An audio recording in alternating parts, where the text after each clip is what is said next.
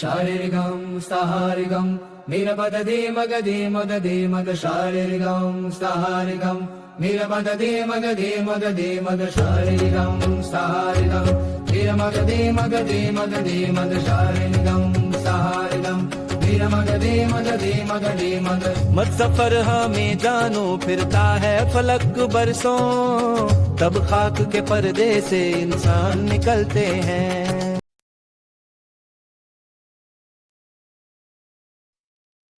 Motor के छींटे, मुंशी प्रेमचंद। सुबह का समय था।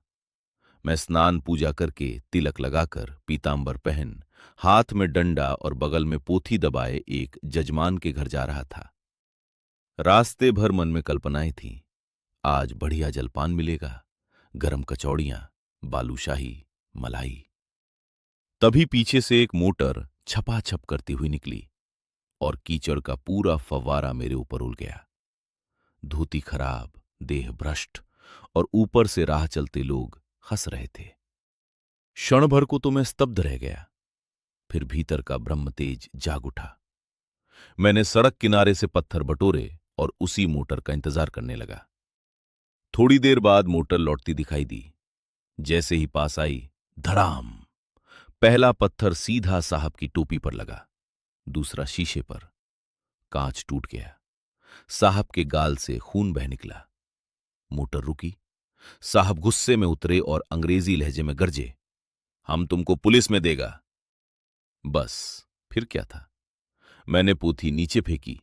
साहब की टांग पकड़कर ऐसा पटका कि सीधे कीचड़ में जा गिरे। मेम साहब छतरी लेकर दौड़ी। ड्राइवर भी डंडा लेकर आ गया।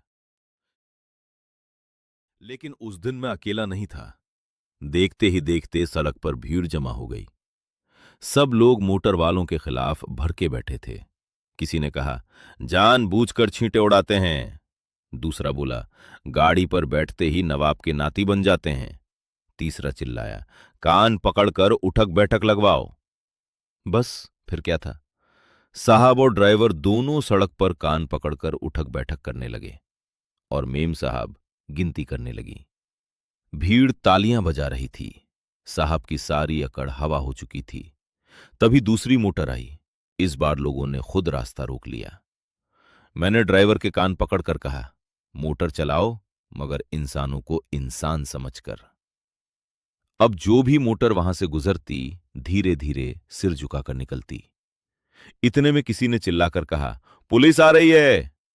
बस भीड़ ऐसे गायब हुई जैसे कभी थी ही नहीं और मैं भी अपना डंडा संभालकर एक गली में गुम हो गया।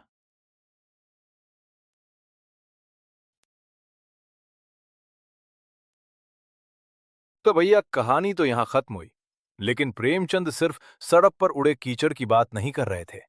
असल सवाल है, क्या ताकत, पैसा या सुविधा मिलते ही इंसान दूसरों को छोटा समझने लगता है? इस कहानी में मोटर सिर्फ एक गाड़ी नहीं है, बल्कि उस घमंड का प्रतीक है जो अक्सर ताकत के साथ आ जाता है।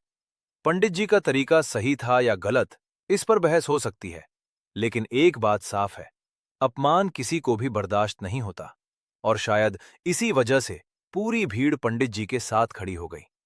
हमें तो लगता है कि असली मोटर के छींटे कीचड़ के नहीं, बल्कि अहंकार के होते हैं, जो कपड़ों से नहीं, दिल पर लगते हैं। आपका क्या विचार है? और हां, प्रेमचंद की आपकी सबसे पसंदीदा कहानी कौन सी है? कमेंट में जरूर बताइए। प्रेमचंद महोत्सव 2026, 50 दिन 50 कहानियां। मिलते हैं अगली कहानी के साथ।